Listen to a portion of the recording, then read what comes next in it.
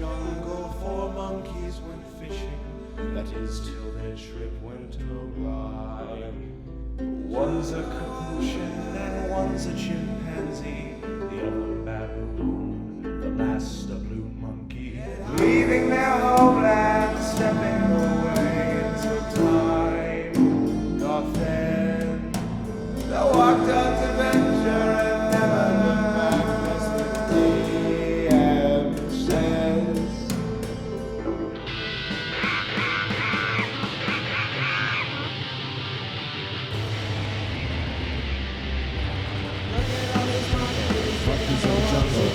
Look at all these monkeys. Monkeys in the jungle. Monkeys in the jungle. Monkeys in the jungle. They're not in the jungle anymore. They're not in the jungle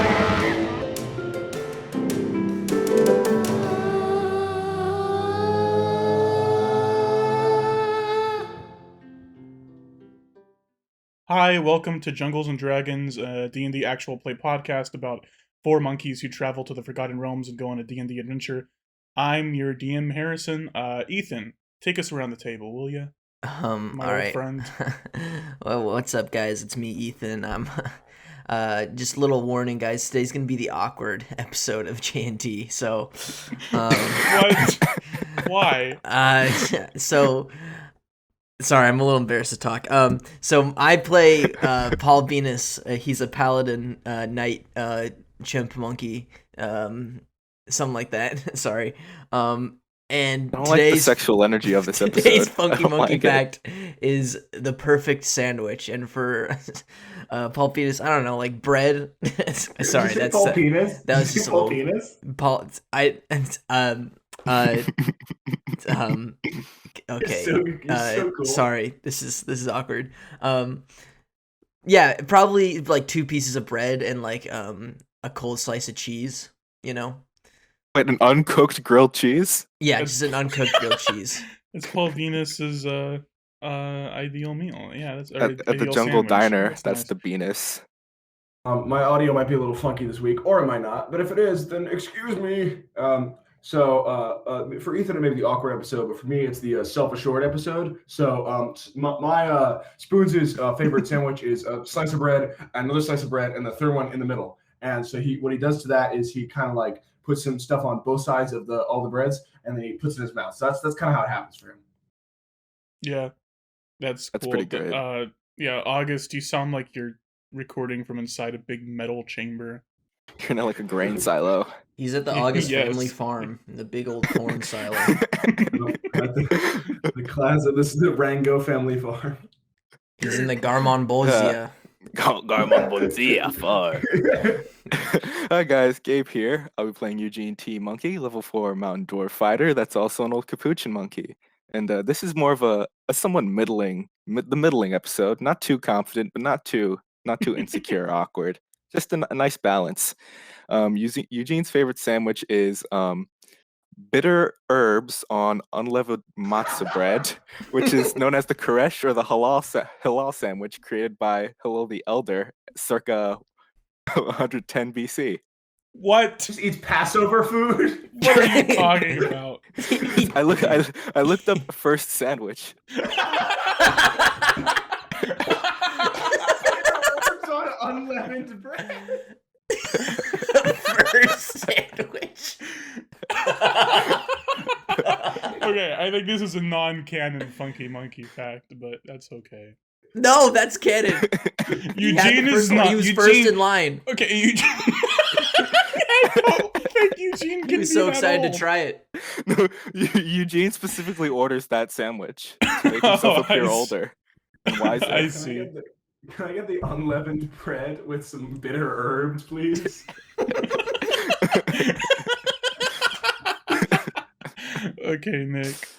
Okay, yeah, I'm Nick. I'm playing a druid named Ani, who is a baboon.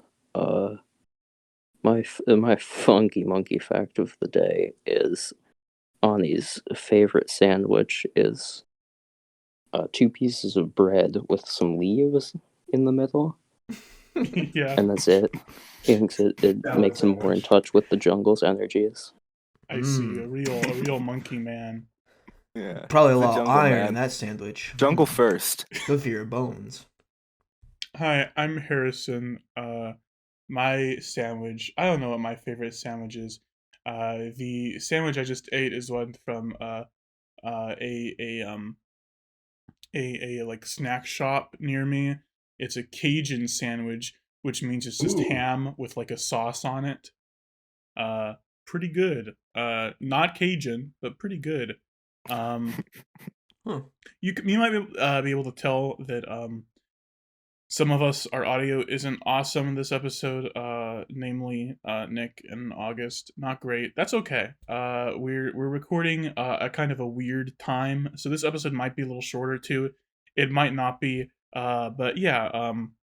Apologies for that. We'll be better next week. Let's start the episode. Let's get right to the episode. Jungles and dragons and jungles and dragons and jungles and dragons and jungles and dragons and jungles and dragons and jungles and dragons and jungles.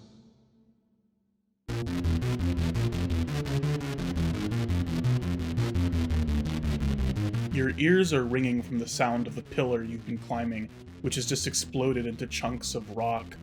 Your vision is blurred by the wind and rain blown against your face, but as you're all flying through the air, time seems to slow as you absorb what's happening around you. Krunga is dead.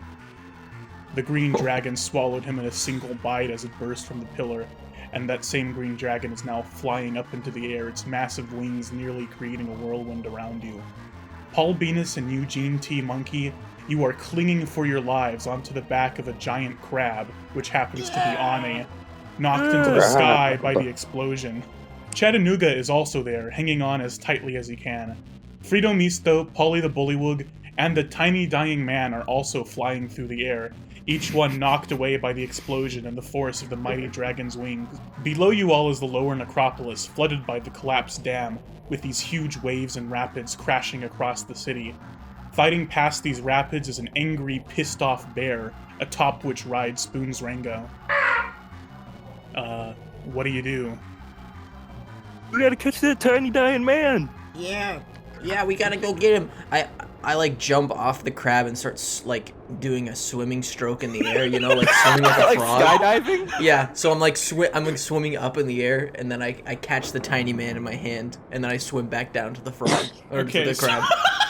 Okay, so we'll say Frito Misto, Polly, and the tiny dying man are all sort of above you.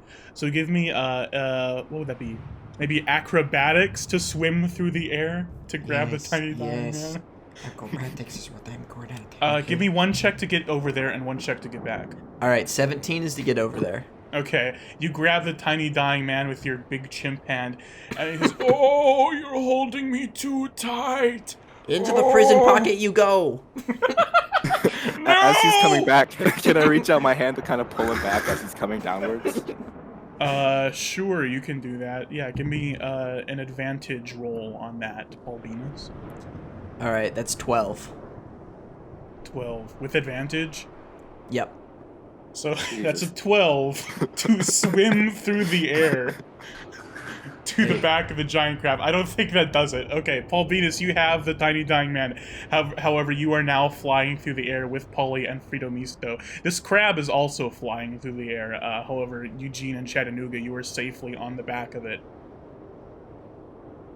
Yeah, man, I gotta, man, I don't, sorry boys, I ain't got nothing for you. I guess you're just, The crab. yeah, sorry Paul. See you guys at the bottom.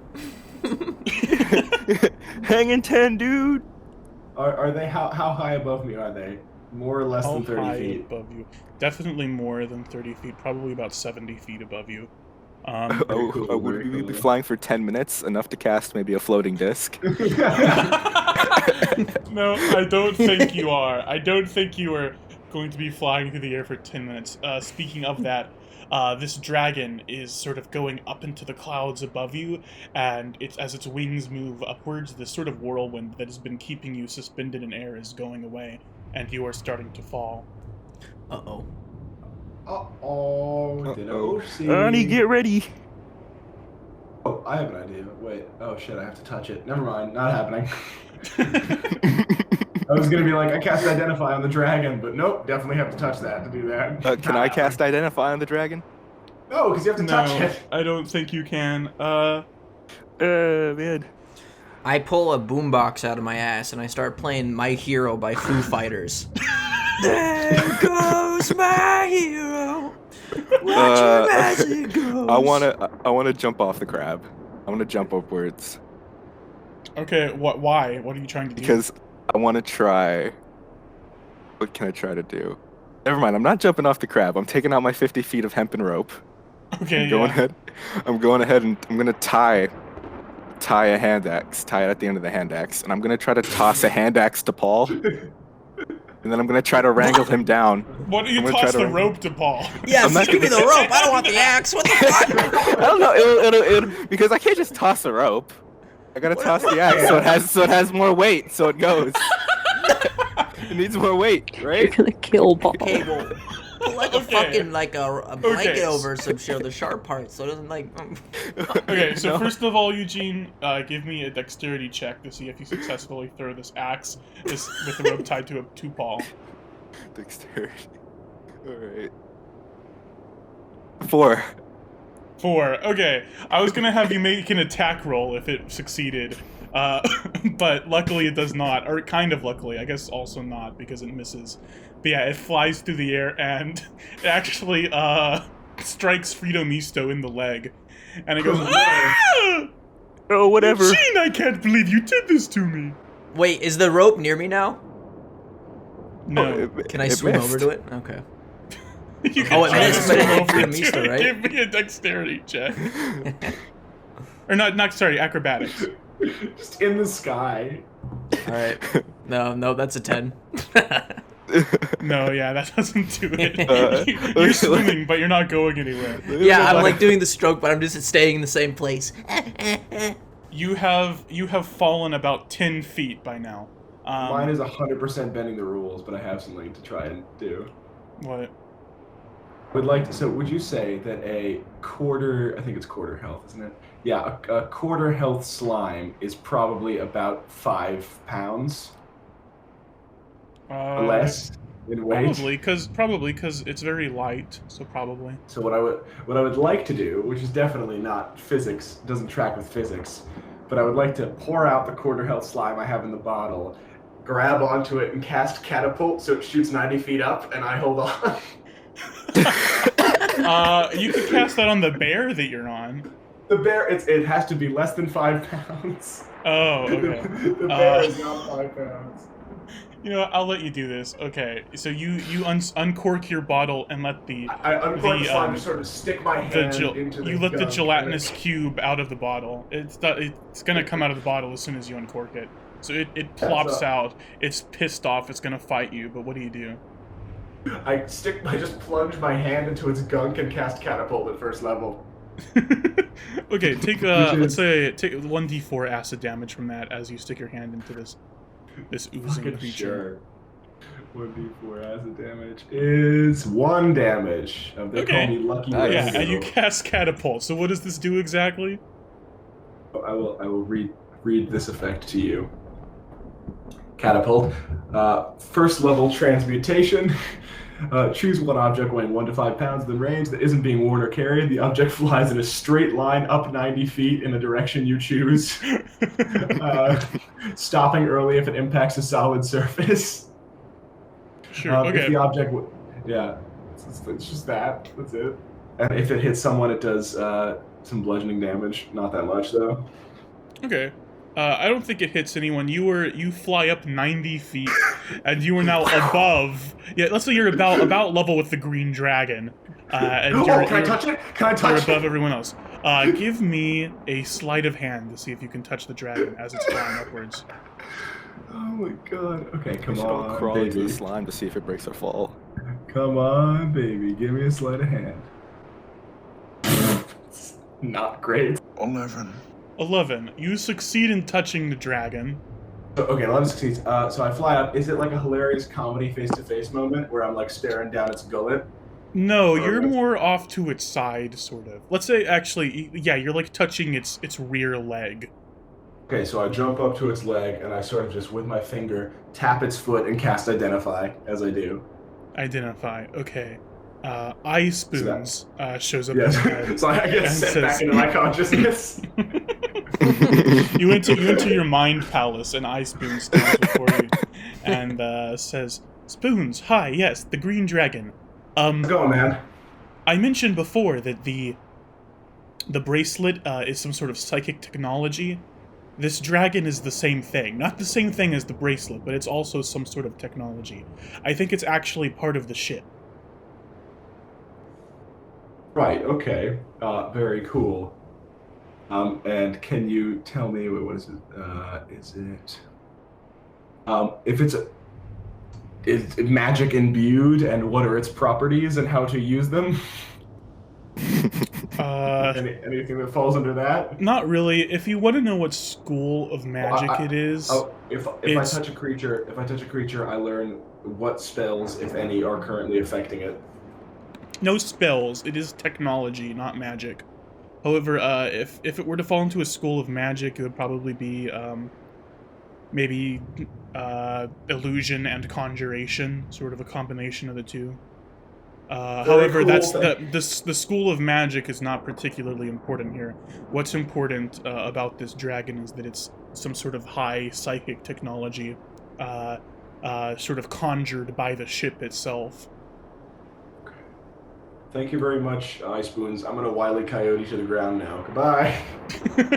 You're not gonna help anyone. You're just gonna go back down to the ground. I'm falling above them. I guess I'm now way above you guys. I've got one spell slot left.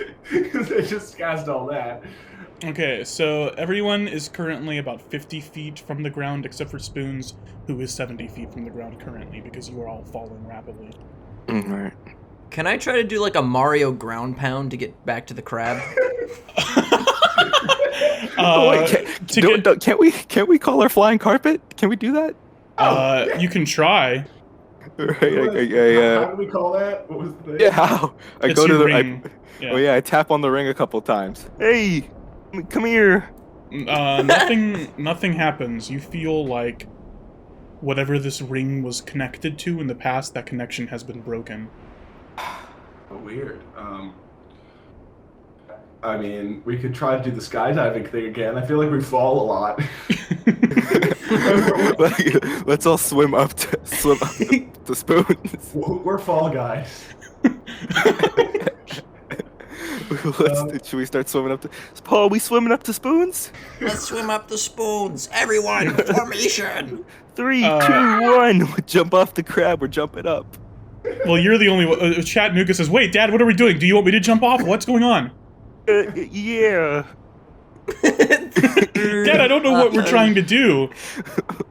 We're gonna Swimming? Where are we swimming to? We're swimming up to Spoons. Then we're gonna circle up, skydive in formation. Then Why doesn't Spoon swim down to us? Wouldn't that be so much easier? Oh. Yeah, come down here. I'm gonna swim down to you. Ground pound down. Yeah, Spoon's gonna do a ground pound. Then I'll just go past you. Nah, we'll catch you. Yeah, Abe, we'll catch you. Yeah. All right, here's one. Harrison, if I roll a 20 to convince some god of wind to place us lightly on the ground, can I do that? No. However, you rolled an 11 on your sleight of hand check before, right, Spoons? Yeah. The dragon looks down at you and sees that you have just touched its leg, and it shoots out this gas, which doesn't reach everyone, but it does reach you, Spoons. Oh no. I'm shrinking. August, a cloud of poisonous gas, this sort of corrosive green gas, surrounds you, and you feel it corroding your skin. Take... How much health do you have, August? Do the damage first. No, I'm not gonna... I don't want to kill you here. I play a dangerous game, Harrison. Do it. Okay, okay, I'm gonna roll damage. Do it. Oh my God! Don't! You're the only one with the magic that can do this right I got now. one spell slot left. Okay, I don't have any spell slots. No, but you have other skills. Crap. I need a calculator.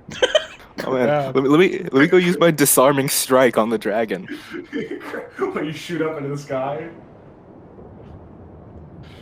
Can Paul be the only one who can swim in air? Can he just be like a That's his part quirk. of his paladin's blessing. Yeah. Gods of fishing, I call down upon thee. August, as this corrosive gas covers you, take 20 poison damage. Fuck! 20? Holy. Okay. He doesn't have not that only- much. Not only am I dead, but that almost like immediately full kills me because you know if you get double your full health, it kills Mhm. you like fully. So I am 10 points in the ground. Spoons immediately passes out and dies. Okay. Yeah. So you're gonna need to give me those death saves. But we'll come back to this in a second. Okay. We'll do your death saving throw in a second. For now, unconscious Spoons is flying through the air, or falling towards the ground below. Does that change the rest of you? Does that change your plans at all? Yeah. Oh. Paul, you got anything funky up your Well, sleeve? this huh? really throws a wrench in our plans, doesn't it? Yeah, Spoons a real- is kind of dead. A real monkey wrench, huh?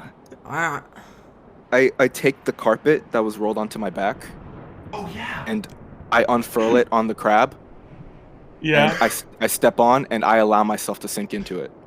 Oh my god. Oh my Yeah. god. Eugene I has plug my nose, I take a deep breath, and I allow myself to sink in. Eugene has entered a quicksand pocket dimension and disappeared inside the crab of Ani.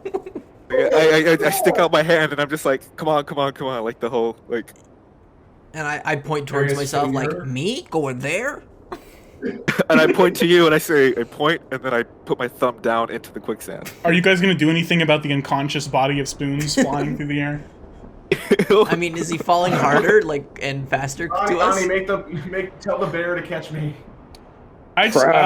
He's falling at pretty normal speed, so he's about. I'd say he's falling a tiny bit faster, just because his body is limp. So he's about 15 feet above you, right? Can I turn to the bear and say, "Bear, bear"? The bear is currently 30 feet below you. Fuck, we gotta act fast. Alright, alright, I'm gonna swim Donnie. I'm gonna grab him. Okay. You swim to Ani. Oh, that's a 20. Not a nat 20, it's a 19 plus 1. Okay. Yeah. You swim through the air to Ani the baboon, and you get onto his back. Are you gonna? Now I'm gonna ground I don't pound. I'm gonna ground pound into the quicksand. How deep did I say the quicksand was? Do you remember? You said it was like 4x4. Okay. Was that the height? Do you remember what the height was? You said 4 feet deep. 4 feet deep. Okay, Paul, you're like the top half of your head is sticking out because you're a chimpanzee. You're a little bigger than Eugene, but yeah, how you does were inertia somewhat work? submerged in the quicksand. That's fine. Inertia is a concept beyond my understanding. What about spoon? What about probably- spoons? Is spoons fully in it? No, Spoons is Spoons is in the slime. Spoons is 15 feet above you, falling unconsciously. through No, the I air. got spoons. I swam up there to get him. Remember? And then I. Oh, you swam to pounding get down. Spoons. I thought you swam to Ani. No, I thought you said no. So you got No, just okay. Spoons. Spoons is completely in it, just barely, because he's like 3 foot something. Okay.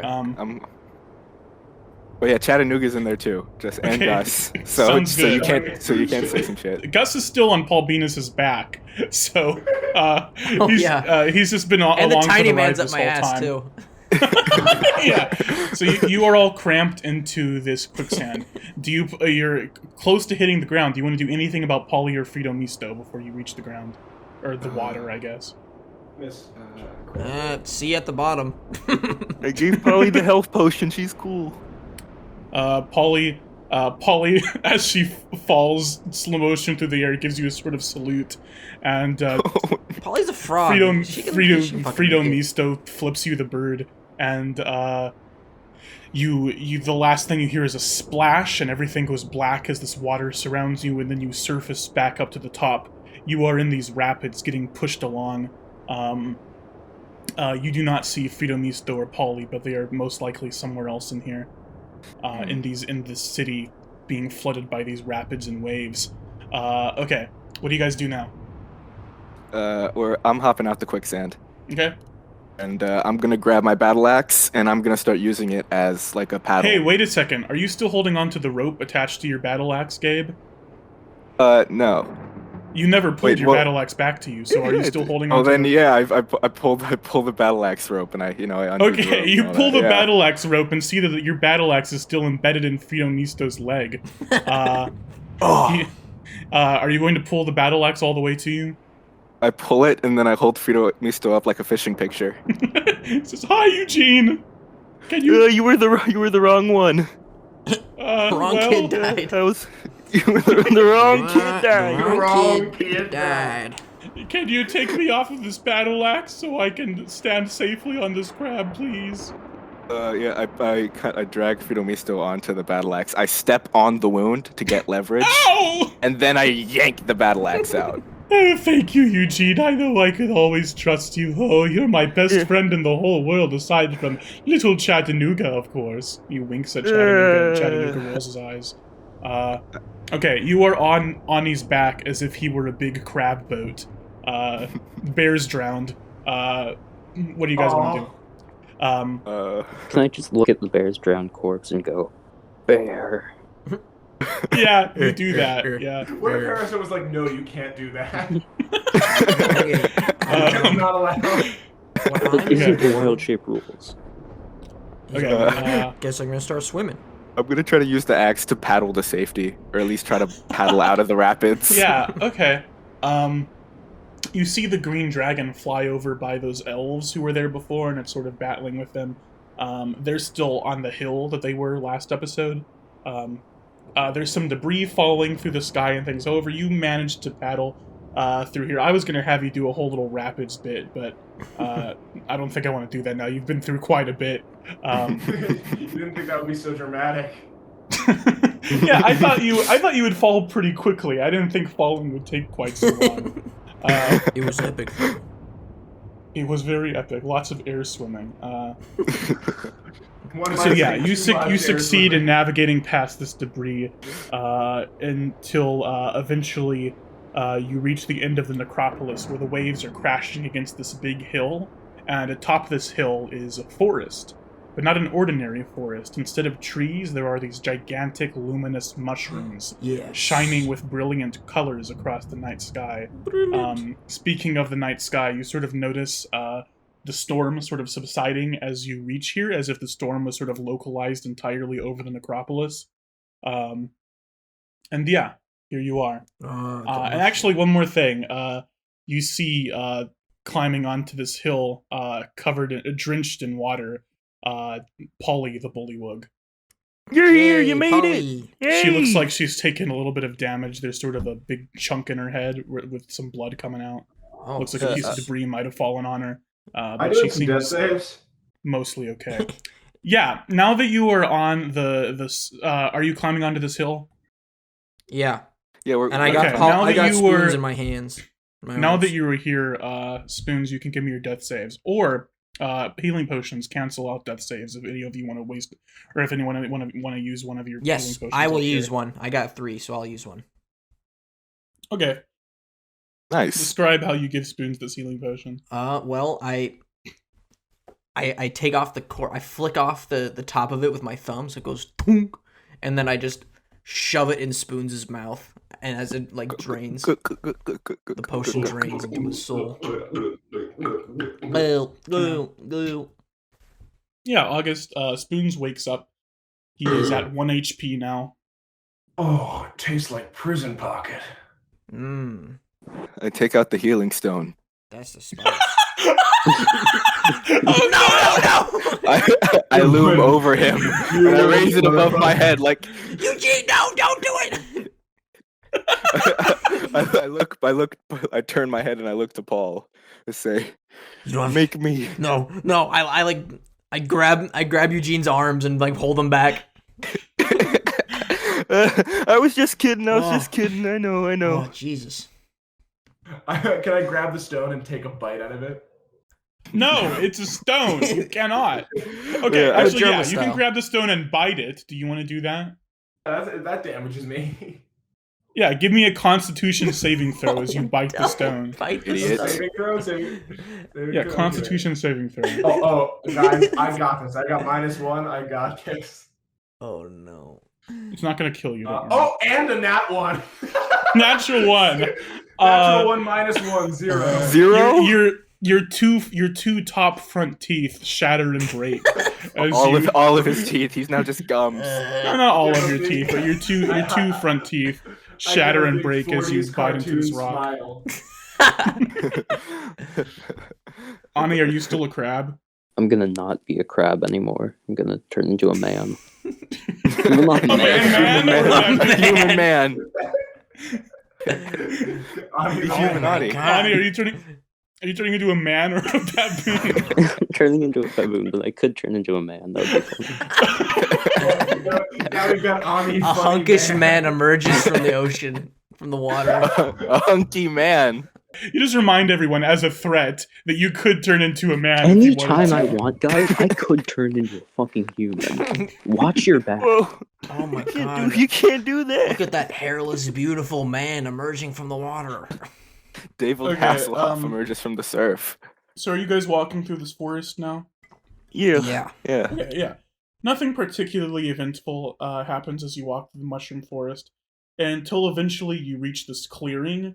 The ground here is covered in much smaller, more normal-sized mushrooms, and in the middle of the clearing is an inn, 2 stories and made of wood. A sign outside the inn says, "Rest Stop." Oh. And Polly looks at you guys and she says, "Oh, this is great. We could really use a rest." Yeah.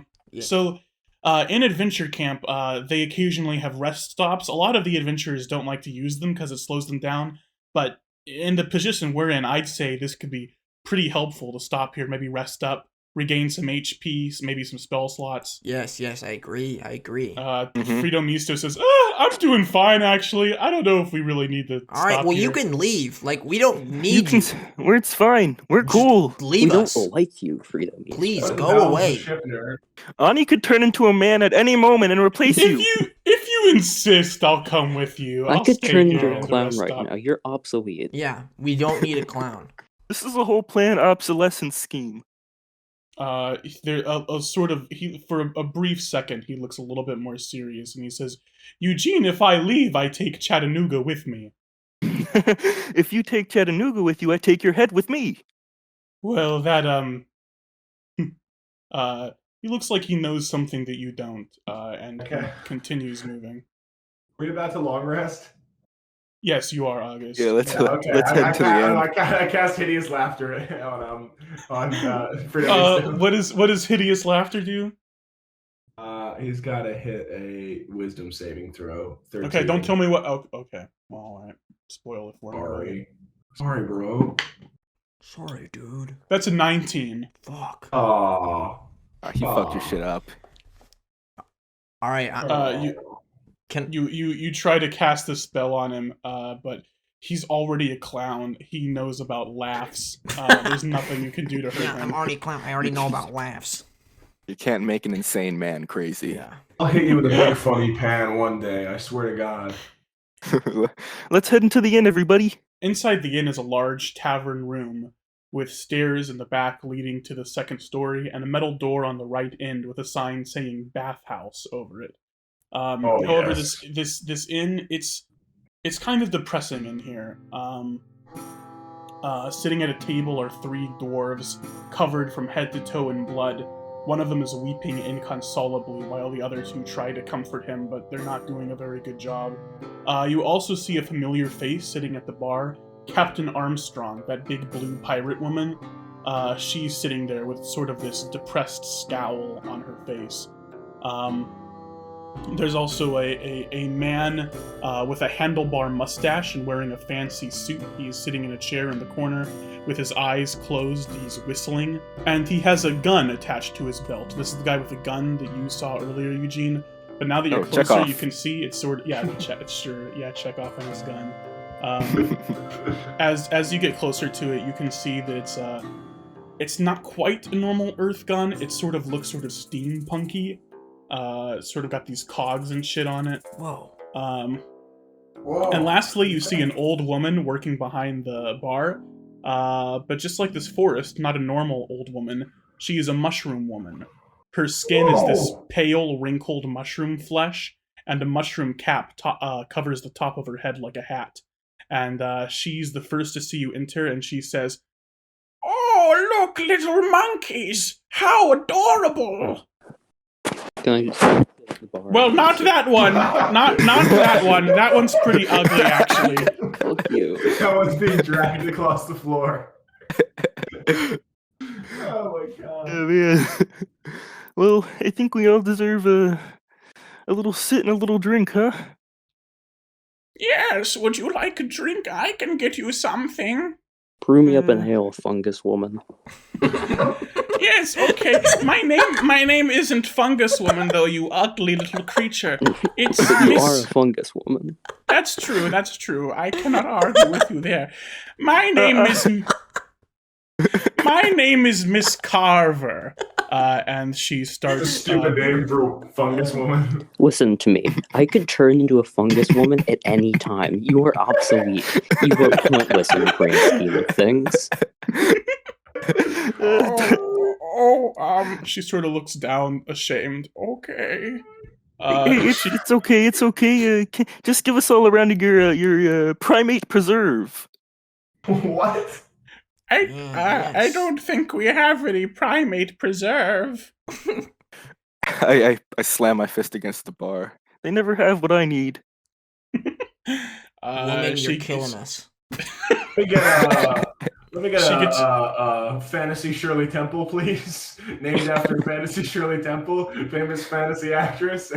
Oh, yes. Curly Top.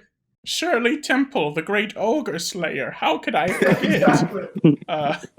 I remember that little dance she used to do with each victory. You know, I bought her box set. She gets you each a fantasy Shirley Temple. That's the one where she slaughtered all those animals, right? Yeah, that's the And one. put them in You're a the one soup. where put them in the soup. Put them in her She was naming soup, the yep. animals as Monkeys and rabbits loop the loop. She carved them all. Yeah, she You know, gets you she all was of, known as the little darling, but it's kind of dark because. well, it was ironic, you know? Yeah. Oh man. Yeah, she sort of waddles over to the back and gets you each a fantasy Shirley Temple. I'll take 2 scoops of rainbow sherbet ice cream, and we don't really have ice cream and here. I'm Sprite sorry. and 2 shots of vodka. Mix that together, and you got a pretty good drink. I want to watch the game. Can you put the game on? What are you talking about? I want to watch the football. Can you put the game on? Football? What? So Does so Spoon how it still works. have 1 HP in the scene? Yeah. Yes, he does. So he's just really weak and like, can you put the game on? Put the game on. Captain Armstrong, the big blue woman, she looks over and says, "Shut up! So you know what I'm talking about. You like the game. Shut up! I just want to drink." You see football? Wait! I know you. Yeah, You you weirdo. know me. How you doing? It's been a while. How's the game going? What game? What you mean, Well- adventure camp? Yeah, how's the camping going? You get on the water Not- slide or the or the big blob, you know? A lot of people have died. It's not going super great. There's also no water slide or blob. Monkey huddle, guys. Monkey huddle. Monkey. Okay, what's going on? We gotta play this cool, guys. I say we go with our alter egos. All right, we gotta present. We don't have any. I don't know anything about any alter egos, man. I turn around. I Man. slick my hair back. I slick my hair back with spit. I go and I put out my arm. I go, Tortellini and the Vagrant Boys. Pleasure to meet you. She says, "Hi, are you Tortellini?" That's left ambiguous. Okay. I'm Mr. Hollywood. I'm sort of the manager of this operation. So the big shot film producer. I'm going to take a puff of an imaginary Cuban. Mr. Hollywood, you say? Sounds like a real big shot. Yeah, sort of the big shot Hollywood film producer. You know, sort of a big name in the film business. I just want to sit here and drink my drink. I don't really feel like talking. I kind of feel like punching if you get too close. Yeah, no, me too. I just had a meeting with Jim Davis about the Garfield adaptation we're working on that did not go well. I have no idea what you're talking about here. Actually, you know what? Do you guys want to help me with something? Now that I think. Yeah, I grab Paul and push him forward. I go, "This is Lobster Feet. He's our muscle." Yeah, I'm Lobster Feet. I put a sack over my head. Nice to meet you. I trip and fall. I walk up in front of everybody and I say, "And I'm Eugene." No, Nice to meet you, come on. Eugene. Look, hey, Lobster Feet. Do you have any communication devices on you? Yeah, it's called a mouth. No, bust out the eye stone. The eye stone? Yeah, the ice, Oh. communication stone. Yes, I Lucky do The to have stone of that. far speech. Where is it? Phone. Yeah, hold on. Phone here. Yeah, I know what you're saying. Yeah, I got the communication stone. I pull it out of my prison pocket and flip it open like a Nokia flip phone. It doesn't flip open. But, yeah, I pretend to do okay. it. So you pull out the stone of far speech. Captain Armstrong says, has this been working for you? Does it work? I hate to say we haven't tried. Yeah. Why don't you try now? Try it now. Try it. Put it on speaker, Paul. I say, "Hi, All right. Mage. Hi, Mage." Hi, Mage. Mage. Boop, boop, boop, boop, boop, boop. And Mage. No voice is coming through. Leave a It voicemail. Leave a voicemail. It feels like you're not reaching the other end. I start hitting the rock against the table. I climb up on the table like I'm trying to get reception, and I like start pointing it towards the ceiling. Hold on a sec. I climb up Paul's shoulders and pass it up. Yeah, higher. And I try Quick, to monkey take it higher. ladder, monkey ladder. Monkey ladder, go. Monkey ladder. You make a monkey ladder to try to get better reception. It does not work. Okay, yeah, I'm not a part of the monkey ladder because I'm sort of not a monkey. I'm a Hollywood film producer, sort of a big shot. Right. So the monkey ladder sadly does not work. You're not getting any better reception. Armstrong says, "So it's as I thought. It wasn't working for me either. I can't contact my crew. Something is wrong in here. Something is not working the way it's supposed to. It's like this ship has cut us off somehow." Well, Armstrong, I can tell you some things. Tortellini, I'm kind of the information guy. I get around. Yeah. I know a lot of stuff. I touched a dragon, and in that touching the dragon, I can tell you some stuff about it. I can fill you in. Maybe you can. One captain to another. Hey, Tortellini, can I tell you something? What? If you can't get your communication device to work, then I don't really think there's a way you can help me, and I would rather you leave me alone before I punch you. You can't. I want to know. The dragon's a being of illusion magic. Is that helpful in any way? Yeah, that's what the ship is. Everyone knows that. Didn't you read Adventure Camp Weekly? All right, asshole. Okay, look. You read? Armstrong, The whole are ship you- is a big illusion, right? The ship shifts and changes and makes the things you're seeing. That's what the ship is. Even Miss Carver over here, she's just an extension of the ship. That's the way it works. Are you a sea pirate? Like boat? Are you like a sky pirate? What kind of pirate are you? I'm a sea pirate. Kind of lame. Yeah. I'm Yeah, kind of a well- bee pirate, if you get what I'm saying. Well, you know how much sky ships cost these days. Ooh. Oh my god! And then you go to the dealership and they're all nice. Yeah, I and they don't pull want to out- talk to you. She turns around, which means she's no longer like sitting towards the bar. She's just like at an angle in her seat so that she doesn't have to look at you. I'm Ever gonna seen go a ahead dragon to turtle? I would like to head to the person I've affectionately referred to as Chekhov and say, "Hey, sir, you got the fancy thing? You got a phone?" You start heading towards him, actually. However, before you say anything, Polly catches you and she says, "Hey, Eugene, do you know who that is?" No idea. That's It's- McIlvaney. He kills adventurers, like for fun. Well, Well, not for fun, for money mainly. He's an assassin. He's not a trustworthy guy. I can't arrest him in adventure camp, which is probably why he's showing his face here. But Yeah, no, I wouldn't talk to him if I were you. Well, nobody's got any grudge against me, you know. I'm a pretty solid guy. I don't have a thing on my head, so I think I'm cool. The only thing I got on my head is hair. You don't. Yeah, well, you can try talking to him, but I don't know, Eugene. He's not a great guy. I take off my glasses. And, you know, if something goes wrong, I'll put them on. He won't recognize me. It's okay. Okay. Hey, you got the... you got the thing. You got that thing. Do you got anything else? Maybe a phone or something? A sonogram? A telegram? Sonogram. The man in the suit stops whistling and he turns to you and says, "What thing are you talking about?"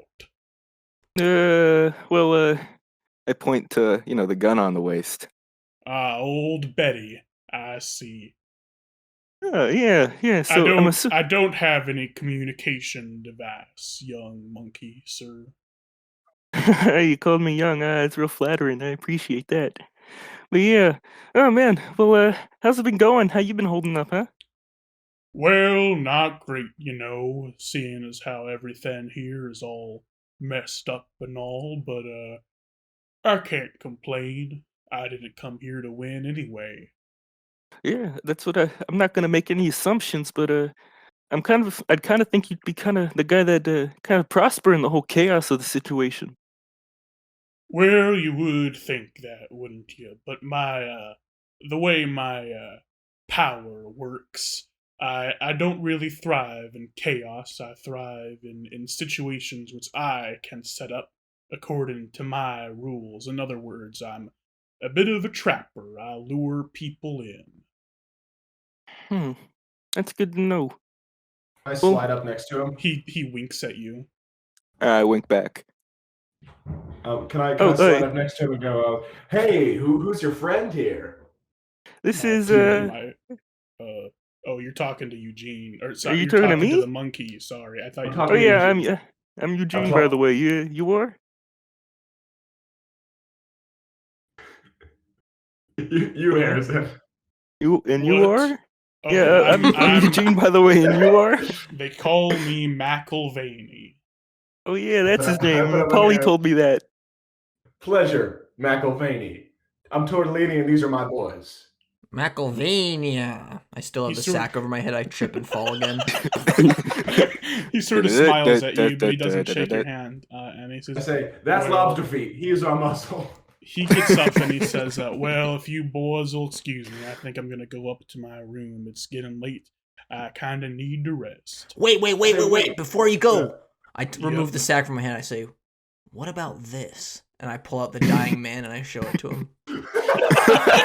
The dying man says, "Oh, it's so cold in here.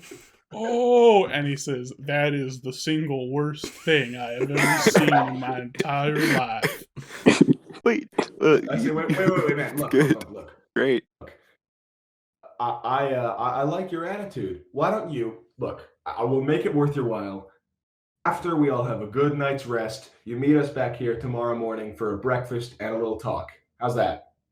A talk? Well, it depends on what you want to say, but I won't say no for now. I'm always down to talk, at least. I slide next to Spoons. And I slide next to Spoons. I'm like, we should probably say that to Armstrong too, since she's won like 2-3 times. Yeah, but she's a dick. Yeah, but this guy's not that good of a guy either, so I don't think there's much of a problem. Yeah, you know? Yes. Yeah, well, so we'll think about it later. Yeah, hey, fellas. It's been a long day. So I think you talk to Miss Carver, and she gets you guys rooms. These are the rooms she has assigned you to. Let me know if you would like to change anything. Spoons and Paul in one room, Ani and Paulie in one room, and Eugene, Chattanooga, and Frito Misto in the last room. I don't want a room with Spoons. I'm just kidding. Okay. I'm fine with that room. Ani, does that arrangement sound good to you? Yeah. I two hands high five with Paul. Boys night. Oh. Who am I with again? Paulie the Bullywug. Okay, yeah. Can I Just like keep her up all night by taking imaginary phone calls with my secretary about new movie deals. Yeah, but she.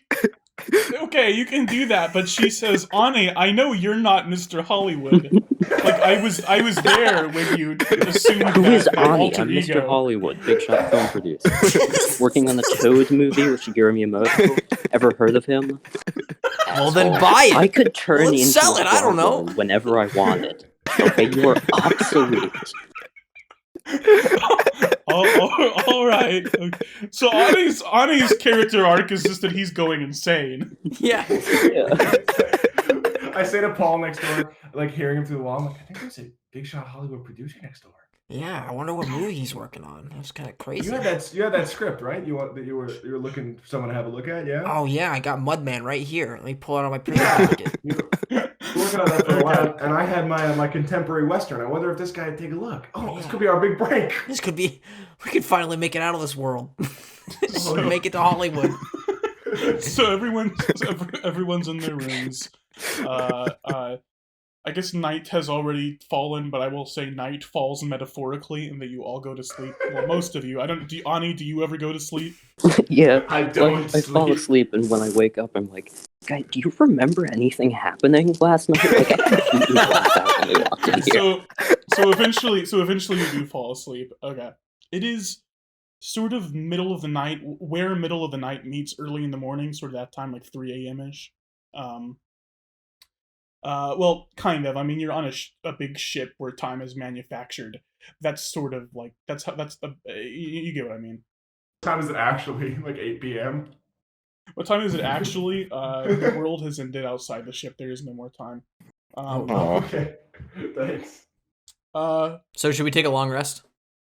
Yeah, everyone give yourself like your long rest benefits. Then we'll do a little more stuff. All right.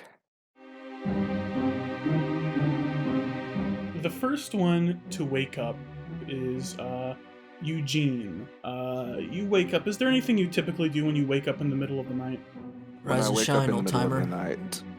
You notice Chattanooga and Freedomisto asleep nearby you. The first thing I want to do is, would there be any space for me to move Freedomisto's bed a little bit further away?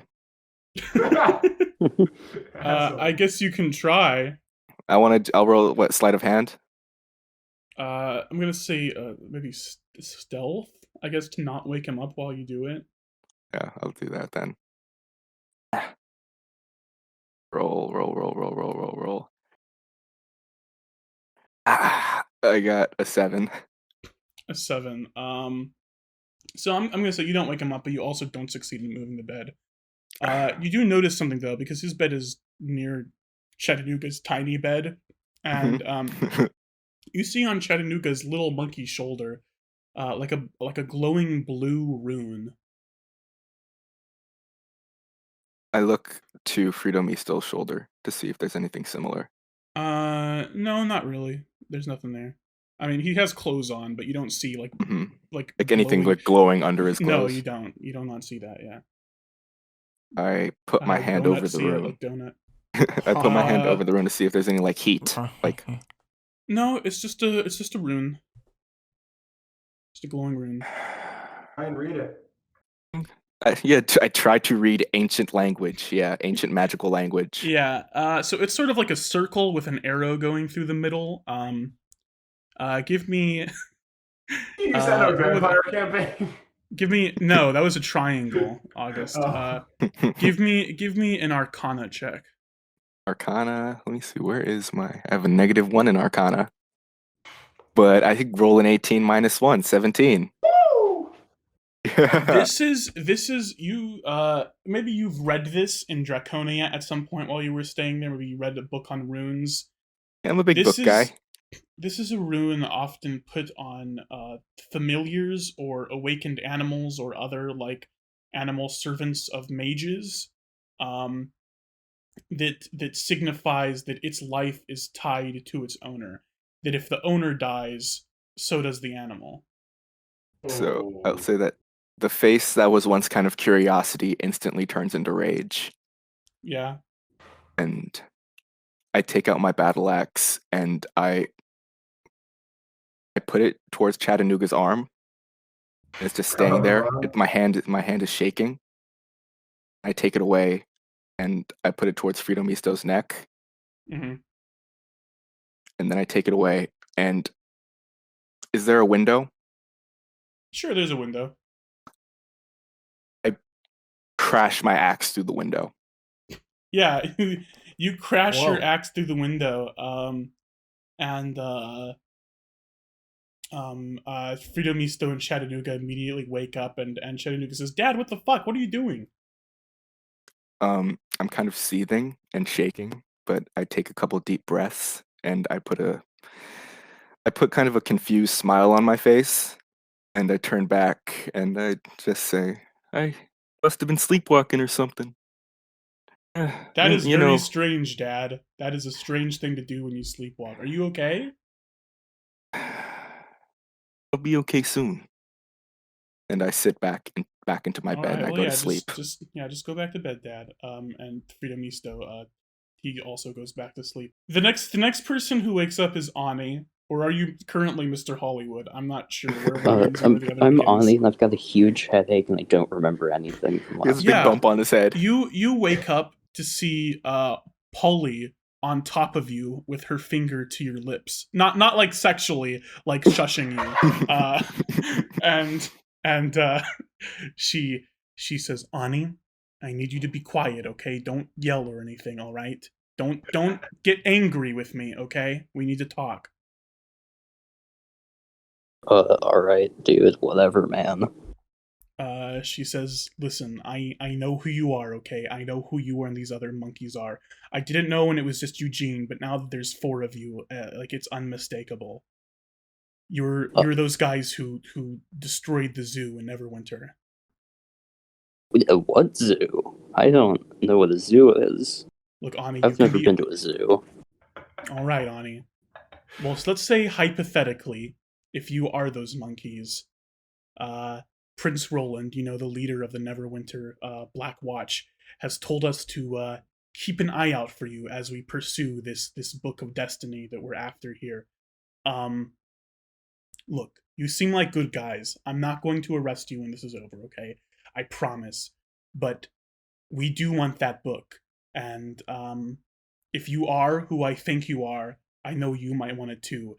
And so I'm just telling you now, the book is ours, okay? The book goes to the Black We'll Watch. see about that, pal. No, we won't. If you try to take that book, any friendliness between us will dissipate, Buddy, okay? I can turn into a giant crab. You're pathetic. Compared to Right. me, you are nothing. That book will be mine. Okay, well, I thought you were a bit of a better person than this, Ani. But I guess this confirms it, that whatever awful shit happened at that zoo, that was you. Ani breaks down crying. I guess we'll talk about it later, okay? Yeah, may the best man win, alright, buddy. Listen, All right, pal. if you try to take that book, we will have to fight, okay? And it Yeah, and I'll probably won't destroy go well you, with because I'll turn into a giant crab and I'll crush your head. Well, alright, Ani. The next people to wake up are Paul Beenis and Spoons Rango. You wake up together to the sound of something being dragged outside your door, or sort of in the hallway in general. What the fuck? I had my eyes. I fell asleep with my hand over Paul's eyes. Going like, Were you sharing a bed? I'm blind. I can't see. Oh, it's just a. we Take the hand off my pushed eyes. The 2 doubles away. We pushed the 2 doubles together. I was like, Paul, go to bed, Paul, go to bed. Oh. All Do you right. hear somebody being dragged? Yeah, I hear someone being dragged, like just totally roasted, like just being fully put on blast, Nice. Nice. All right, let's go check it out. I pick up the small dying man in his little cigar box bed, and put him on my shoulder and go outside. To go check Gus it out. is in this room with you also. So do you take Gus out with you? Yeah, come on, Gus. Let's go. I gotta go take Gus for a walk. Actually, Gus trots. he probably has to alongside go. you. He probably has to go pee and poo. So He doesn't seem like he has to go pee and poop. Something weird about Gus, actually, is that he hasn't peed or pooped or eaten the entire time you've had him. We need to talk about Gus. That's Yeah, unusual. I go check his underside and his backside.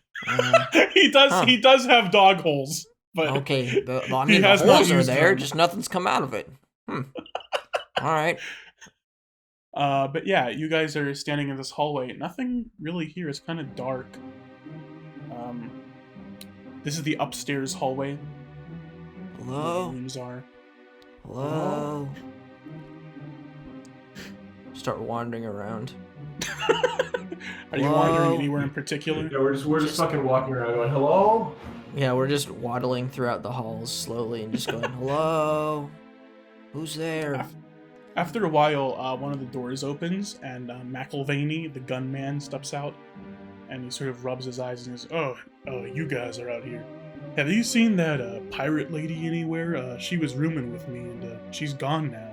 Can't find head nor hair of her." Oh, the pirate, yeah. That's weird. Yeah, no, I don't know what you're talking about. Turn around and walk away. Spoons, you know about this pirate, what's a pirate I've never seen thing? a pirate in my world, in my whole world, my whole life. Yes. Yeah, sorry, fella, can't help you. Oh, all right. Oh, I guess that's fine then. I guess I'll be back to bed. Maybe she just wandered off somewhere. All right, rest easy. So, sweet dreams. Sorry, I just walk away. Okay. He walks back into his room.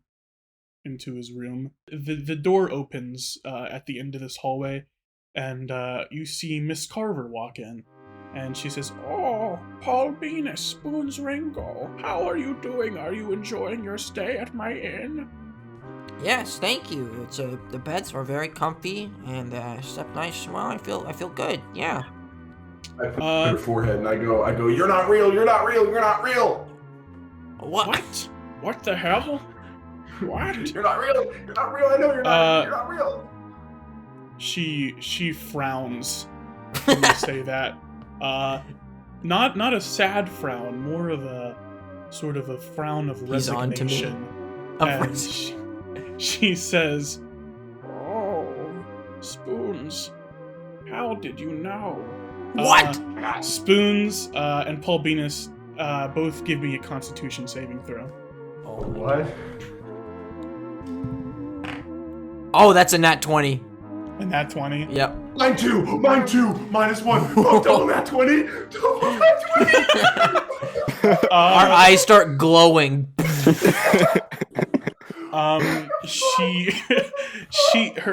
From this mushroom cap head, a bunch of spores shoot out and fill the air around you. And you start to get a little drowsy as they surround you, but you don't fall completely under. And you're still standing upright, and she says, "Oh, shit.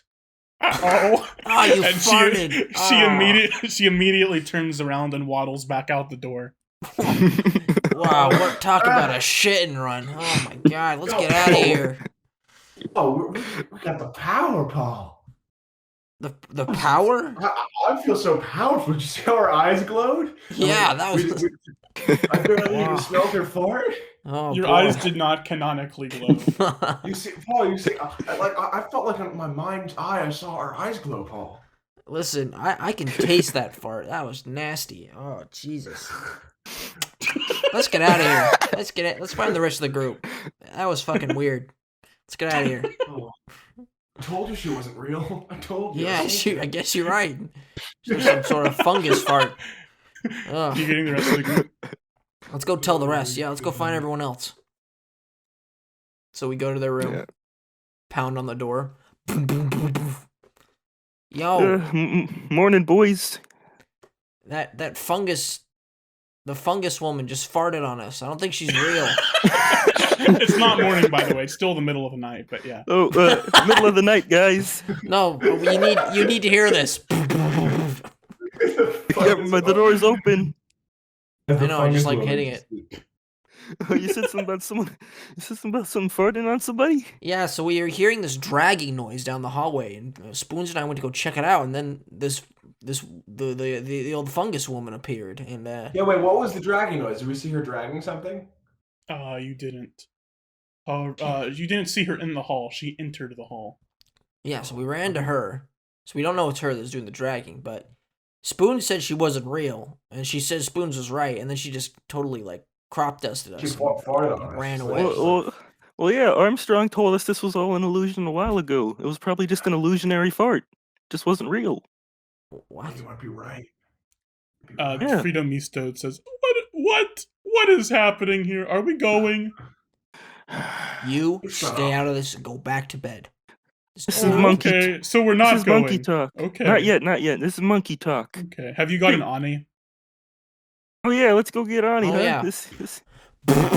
Annie, some old woman just farted on us. Okay. That's great, Paul. I'm proud of you. All right, good night. Hey, Ani, you're not gonna believe what happened. You know that mushroom woman?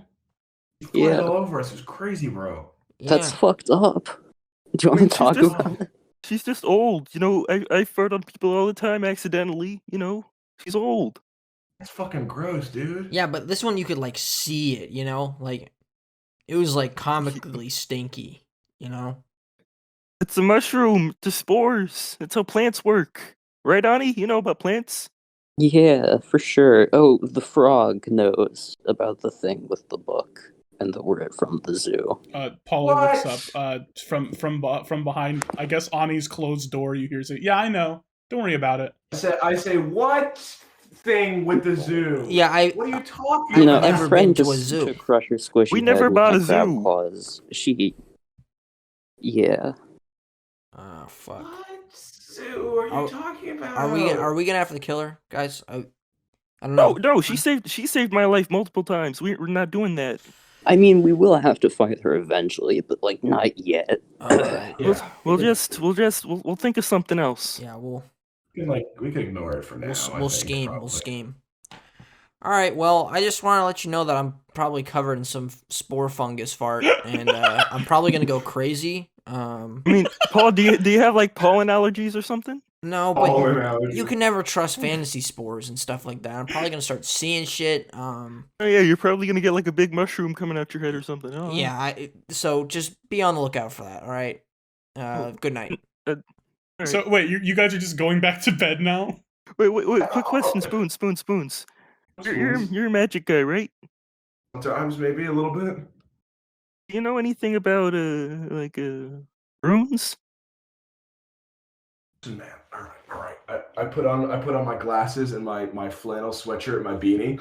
I go, listen, man. All right, here's what you gotta know about me. I am I'm a school of evocation wizard. That's me. I'm school of evocation. That kind of thing would be enchantment, maybe conjuration. That's like some new wave conjuration, like some fusion. All right. I'm You strictly told me evocation. what I needed. I'm going back to bed. I've fallen asleep on the floor while Spoons was talking. Okay, so after the old woman farts on you, you all just go back to bed. Maybe about an hour passes. No, probably not that long. About 20 minutes pass. As you sleep. Eugene, give me a Constitution saving throw. Constitution saving throw. Yes, saving throw. 23. Okay. Whoa. You wake up to see that Freedom Misto and Chattanooga are both gone. Does the door look untouched, like it was open naturally, or does it look busted open? The door is closed, but the doors don't lock here. Okay. I'm running out of the room. Okay, you run out of the room. Nothing outside. Freedomista! Well, you haven't run out of the hotel. You're just out of your room. Oh. Please yell Then I down the yell hall. that, and then I run out of the hotel. Nothing outside the hotel either. You ran down to the first floor. You left the hotel, right? There's nothing Yeah. outside the hotel. You're standing there by yourself in the night. Give me an investigation check, Eugene. I'll do that. Invest. I have a 13. 13 in investigation. The metal door leading to the bathhouse is ajar. Oh yeah, the bathhouse. Oh, do I see like footprints? You don't see footprints, but the door is. Well, you're not going to see footprints inside the inn anyway. Oh yeah, you're right. But yeah, you see the door is ajar. I'm going into the room. You enter the bathhouse, and there's this long stone hallway you walk down, and eventually you reach the end. And sure enough, there's a bathhouse in here, this big rectangular bath. And lying in it, cut into segments, blood pooling in the water, are 3 dwarves. In the corner of the bathhouse, outside of the bath itself, are Fridomisto and Chattanooga, both heavily sedated, completely asleep. And at this sort of table overlooking the bath, you see Miss Carver, this long, thick knife in her hand, standing over Captain Armstrong. And she looks up and says, "Oh, Eugene, would you like to take a bath?" Holy fuck!